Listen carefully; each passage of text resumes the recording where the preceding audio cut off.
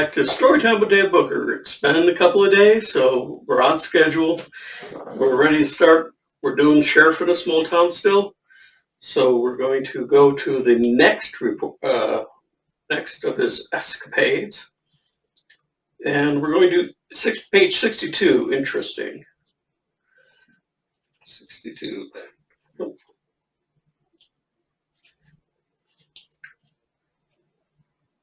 Okay. Ready? Early in the morning, Morgan, Agnes, and Rocky were having a contest by fishing for breakfast. In the glow of a fire that they each helped to keep burning, they could just make out the bobbers floating in the water. Rocky and Morgan were talking shop as Agnes moved further down to not entangle her line with theirs.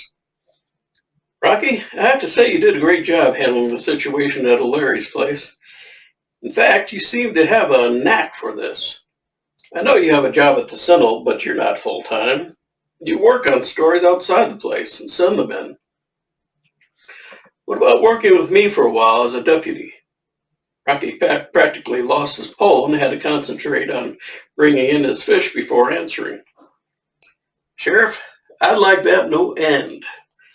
But I can't put in news stories if I'm a deputy, can I? I mean, wouldn't that almost be a conflict of interest?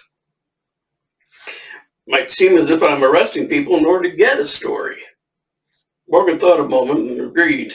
Tell you what, I don't think I'd need to pull you, but you're good, and I could use a man I can trust once in a while. Let's get you checked and trained, then I can pull you in when I need someone. In the meantime, you can help me out and take a few of these night shifts. His voice carried an almost pleading tone. Son, I'm getting tired. I need a rest. The election comes up soon. I don't think I'll run. Would you help me out till after the election? Rocky thought it out as he skinned his fish. Training would be a good idea, and he'd be helping out his future father-in-law. He was comfortable with carrying a firearm, and he knew very well how to shoot and when to use it. More importantly, he knew when not to use it. Sounds like a good idea. I'll take you up on it. Sheriff Morgan smiled and relaxed. I'll give you the manual to study, and then in a week or two you can test out. He pulled in his line and cast again in a different area. Rocky was dropping fat into a pan to start his breakfast when he felt Agnes brush against him as she knelt to prepare her own breakfast. Dad, put your line away. I caught enough for both of us. Morgan pulled in his line and set it aside. I heard you two talking about getting a new deputy. Who do you have in mind? Morgan hitched his thumb in Rocky's direction. Even in the soft glow of the coals of the fire, they could see her face flush darkly. Morgan held up a hand to stem the tirade he knew was coming. Honey, it's just until the election, and once in a while, when I need backup, I can rely on. He'll pull a few night shifts when I'm too beat to do it. Well, Agnes went off the boil, but Rocky was sure there was another conversation on the subject to follow. Rocky checked in later at the Sentinel and received an unusual assignment. He was to report to the bank president by noon and would be assigned there for a week. Filled with curiosity, he went to see what they wanted with him. He'd never worked in a bank before, so, well, he'd find out soon enough. Rocky presented himself at the bank promptly at noon and was led into the president's office. The president was a young man, not much older than Rocky, which was a surprise. He'd always pictured a bank president as old, fat, and prosperous. He may have been young, but he was all business and got straight to the point. Rocky, I read your articles with interest and asked your editor to loan you to me for a week or so. Rocky waited to hear more. His interest showed in his face, though. Smiling, the president continued. We've got a teller here I want you to do a write-up on. His name's Dan Cooper, and I've never had one like him. Always bounces to the penny, great with the customers, and honest as the day is long. I'd like to give him the recognition he deserves. What I want to do is have you work a till and study him for your write-up. I put you at the receiving drawer. It's all checks from people who are paying their mortgage or loans. You take in the money, make out a receipt, and annotate it in the books, theirs and ours. I'll work with you for a few hours in the morning to get you started, then you're on your own. You think you can blend in?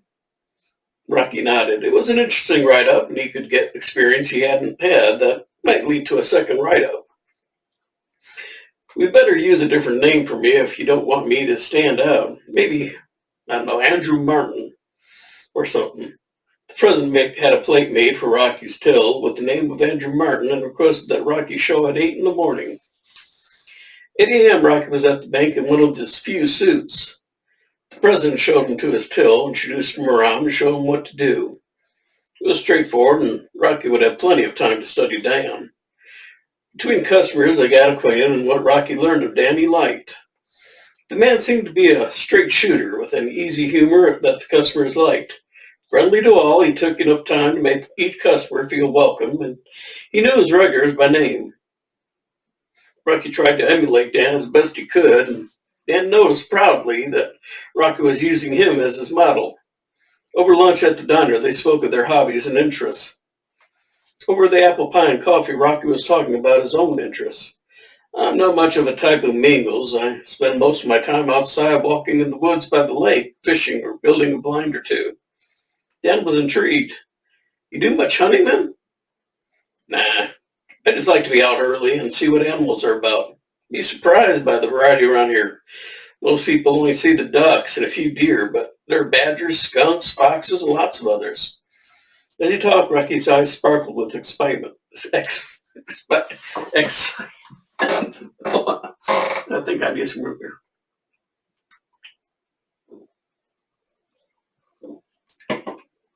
Okay. His eyes sparkled with excitement. Dan spoke about his own interests, which were reading and playing chess, going to movies and museums. He seemed to be an intellectual and proud of his knowledge. When they paid the checks, Rocky saw Dan pull out a wallet that was well stuffed. The man probably came from a wealthy family, so he probably worked out of boredom or for some other reason. Back at work, Rocky finished off his shift, balanced the books, and sat until it was time to clock out. Saw Dan counting swiftly and balancing his paperwork. He seemed puzzled when the amounts didn't come out. $1 short. Somehow. Suddenly Dan bent over, hidden by the partition between them. Rocky was unable to see what Dan was doing, but he returned flushed-faced and holding a silver dollar in his fingers. Grinning at Rocky, he explained, "Darn thing rolled under the desk." He flicked it into the till, covered it, and brought it back to that cashier. Rocky followed with his own till and then headed over to see Agnes. The next few days were much the same. Rocky spent the early morning reading the Sentinel to have things to talk to the customers about. Dan had read up too, and they discussed various articles throughout the day. Every day ended the same, with Dan balancing to the penny, except one day. Rocky saw something out of the corner of his eye that he wasn't sure he was seeing. Rocky was sure he saw Dan palm something. To Rocky, that something looked suspiciously like the $20 bill. It was a fleeting glimpse and happened so quickly that he couldn't be absolutely sure he had seen it correctly. Over lunch at the hot dog hut, the two men talked while Rocky impulsively made his cigarette appear and disappear. He did the same with the business card from the bank. Dan was not about to be outshone and produced $1, which he made disappear and reappear as well as making his handkerchief vanish. The two laughed at the thought of grown men having a magic contest. The contest continued at the bank, where Dan made change come out of a children's ear and produced a cigarette out of his own ear. Rocky had established one thing. Dad could indeed palm off a 20 with ease. The president called Rocky into his office, saying he wanted to give him an evaluation. Dan gave him a thumbs up as Rocky walked nervously to the president's store. The president rose and indicated Rocky could be seated. Sitting back down, he pulled out a sheet of paper. "Andrew, you're doing very well for your first time working in a bank. Customers like you, and you represent the bank with friendliness and professionalism. I understand that you get on well with those you work with, too. Now, that's important, and we want to ensure that everyone here gets along. I think we can offer you a raise after your interim period is over." Rocky cleared his throat. "Sir, well, I appreciate the commendation. I'm only here until tomorrow." The president thumped down heavily. "That's right, I forgot. You were here to do the write-up on Dan. You just fitted in so well, I thought you was belonging. Rocky leaned on the desk and opened his mind. Sir, I think a test is in order before I close out. Has Dan ever been tested? I'm not sure what you mean by tested. Well, for instance, have you ever placed money into his till to see if he comes out over at the end of the day? The president shook his head. No, since he balanced so well, the thought of doing so hadn't entered our heads. Thought about it for a minute, then called in the head cashier. Frank, I want you to bring me a $50 bill from the... On second thought, nah. He reached into his back pocket and pulled out his wallet. Here's one. Now we'll write out the serial number and you both initial that you have seen it. Frank, how many 50s does Dan usually have in his drawer? Only one. Most people around here don't deposit bills that high or take out much higher than the 20. It's just in there in case. The president nodded and had everyone initial the paper. He handed over the 50 and stroked his chin thoughtfully.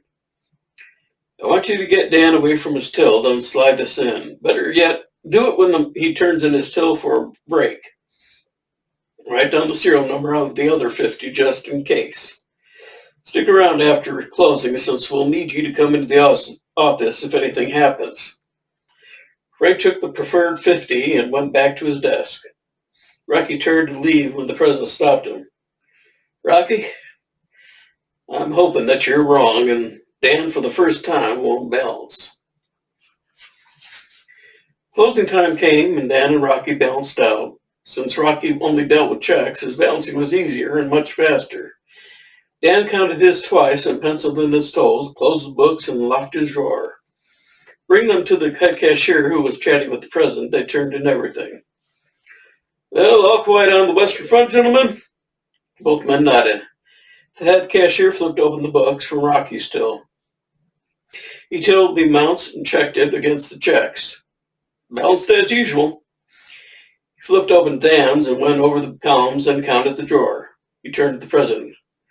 Both men balanced.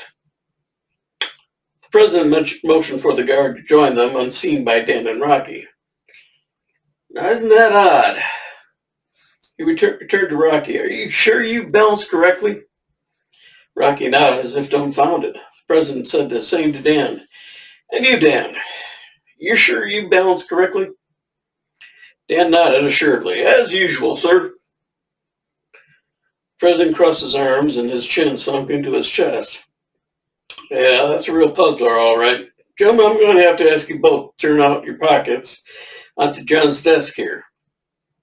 Rocky slowly emptied out his pocket, and Dan reluctantly did the same. The president and head cashier went through the contents. Dan was about to put his hand in his pocket for his pack of cigarettes when he was forestalled by the guard. In Dan's palm was a folded up 50. The bank president pulled out the sheet he had written the serial number on, and they matched. Dan's face went pale, and he tried to stammer out an explanation. Well, now we know. This is how you managed to balance so perfectly. If you were short, you put it in. Over, you took it out. I wonder how often you haven't balanced. Sir, this is the first time, I swear. The president shook his head. I doubt it. On a cashier's salary, you always seem to be pretty flush. I did some checking. It seems your family isn't in the money, like you say. I can only assume you've been padding your wallet at our and the customer's expense. I know the customers like you, so if you shorted them, they might not like spitting on you. However, if I let Rocky print out what you've done, how many would come in complaining about past shortages? Dan folded into his chair, and the guard put the come along with me grip on him. The head cashier called the sheriff to come and take Dan in charge. Rocky was sent to turn in the story and requested to appear at the courthouse if needed. As the story came out, it was as the bank president had foreseen. Many had been shorted, but had said nothing. Now that the truth had been revealed, a long list was made of the shortages. The head cashier figured it out to around 10,000 over a 5-year period. At the trial, Rocky explained what he had seen that prompted him to speak to the president. Dan was ordered to make restitution and sentenced to a year in the state jail. At the Sentinel, Rocky was commended for his part in clearing things up, and his article made for interesting reading. Rocky stated that new security measures were being set in place to assure everyone that the bank would not have a recurrence of this issue. All right, I can tell you what, let's do another chapter. The next one's incoming. That one was pretty short. This one's pretty short. So we might as well just keep going. I like to keep these around 20 minutes. I don't think we're there yet. So the next chapter is incoming. Rocky was seated in the living room of a small home on the edge of town. It had recently been purchased by a young couple who had moved there from the city. The husband was recently back from Vietnam, where he had trained as a mechanic in the Army. He had hoped to open a repair shop in town. His attempts had met with an assurance that there was already a mechanic and the town wouldn't support, too. His wife's attempts at finding work were not faring much better, since most places had enough, and openings were scarce. The jobs that she had been offered, her husband had had her turned down as not being good enough. To them, it felt they just weren't wanted. Pastor Martin had called on them, and his reception had been frigid. When he had elicited the fact the man had been in the Army, he sought out Rocky. Rocky, as a fellow Army grunt, was sympathetic and offered to do what he could. "Don't bother. I don't need your help either. We are accepted or we stay and fight, but I don't need some white savior to clear the way for us." Rocky bristled. The man's wife shook her head. Rocky bridled then and worked to calm himself. "Look, I'm prior Army and came to you because you are too. In the Army, we've got to have each other's back. It doesn't matter if they're black, white, Catholic, or Jew. When the bullets fly, it don't matter. Besides, you aren't the only blacks in town, so get off your damn high horse." Rocky got up and stormed out. The man pounded his fist on the table, and as his wife came up behind him, held him. She knew from long experience it wasn't a good time for her to speak. Rocky did what he always did when he was upset. He went over to see Agnes. Seated in the kitchen with the coffee and a slice of cake, he expressed his frustration. "I just wanted to meet and greet another grunt. I was going to offer to talk to Joe and see if he needed a skilled mechanic. It seems like this guy doesn't want any help, and with his attitude, he's going to have a hard time finding a job." Agnes patted his hand. "Sometimes it just takes time to get to know a place and let the place know you." She sat thoughtfully for a bit, then brightened. "I'll go over and invite them to dinner. Since they just moved in, I can do the usual and bring them a welcome basket. Wish I'd heard about them sooner, but better late than never." She started bringing out ingredients to bake a loaf of bread to take as well. Rocky went to speak to Joe on the off chance he might actually need some help. "I sure as hell do. Things are picking up. The new cars are expensive, so people are having their old ones repaired more. If he's good, I'll hire him on the spot." He made a few help wanted signs and left it in his truck to stick them up. He made a wide cast, but made sure to place a couple near where the new couple lived. Now, all he had to do was wait. Agnes, having finished the loaf and adding a few traditional gifts to the basket, set out to meet the new arrivals. Knock at the door, and she was welcomed inside by Mrs. Lawrence. "My husband is out looking for work. We can have some time to ourselves. Come into the kitchen. I'll put the coffee on, then we can get acquainted." Agnes was seated in a sparse, though spotless kitchen. The loaf was sliced, toasted, and spread with jam. Coffee was poured and re-poured. Two ladies talked, laughed, and became friends. They had much in common, it seemed. Mr. Lawrence had seen the paper Joe had put up and grudgingly went to see about the job. Joe greeted him warmly, though he saw the warmth wasn't returned. He offered Mr. Lawrence a soda, and this too was rebuffed. "Come about the job." The tone was oddly defensive. Joe scratched his head. For someone who was asking for a job, it wasn't the kind of asking for a job attitude he expected. "I hear you were a mechanic in the Army. Hell, that might help be a big help to me around here. What do you say to $4.50 a week for 4 days a week? What's your name and when can you start?" Mr. Lawrence looked around. "The name's Talbot, Lawrence Talbot, but you can call me Mr. Lawrence." I didn't come just to be a mechanic. I came to be your partner. Joe's more than a little astonished. Well, thanks, but I'm not looking for a partner, at least not yet. Let's work together for a while, and when we get better acquainted, and if the place gets that much busier, we'll talk about it. Right now, I'm just managing to pay the bills. Mr. Lawrence looked around again. He spat on the floor and walked out. Joe got a mop, cleaned up the floor, and went to see Sheriff Morgan to see if he knew anything about Mr. Lawrence. Joe found Sheriff Morgan and Rocky already engaged in a discussion about Mr. Lawrence. Rocky was sure that there was something else going on that the short outburst he'd seen didn't cover. The man had a chip on his shoulder, but why wasn't clear. Joe pulled up a chair and told about his own experience. This town is so small, it won't support both of us if I take him on as a partner. Seems it was that or nothing, though. I could use his help, but he'd drive away customers with that attitude. Sheriff Morgan called in Pastor Martin from the Baptist chapel. This was the only predominantly black church within 15 miles. The pastor had been a chaplain in the Marine Corps and had a few ex-military like Mr. Lawrence in his congregation. When he arrived, Morgan greeted him respectfully and offered him a seat. Sir, have you met the Lawrences yet? They just moved into the old Parker place on Leamholt. Pastor Martin shook his head. I stopped off to welcome them, but they didn't seem inclined to want visitors at the time. I just took it as being too busy settling in. Why do you ask? Pastor listened as each told of their experiences with Mr. Lawrence. Morgan explained that there might be more than met the eye and had asked Pastor Martin over to get his opinion. Pastor looked at Rocky. Rocky, you're not long back from Vietnam yourself. You might have the best opinion on what's wrong with him. Rocky squirmed. He hadn't expected to be put on the spot, but he had been thinking about this ever since our meeting. Sir, I don't know him well enough to give a good opinion, but I'll tell you what I think. From what I've read in the paper about the fighting in Vietnam now, Mr. Lawrence probably was under heavy fire. I don't know if he was injured, but there are some injuries that don't show. He probably lost a few friends. He's come back after doing what the military told him to do, and his reception wherever he arrived probably wasn't very good. Hell, when I came back, I was spat on, yelled at, called a baby killer, and worse.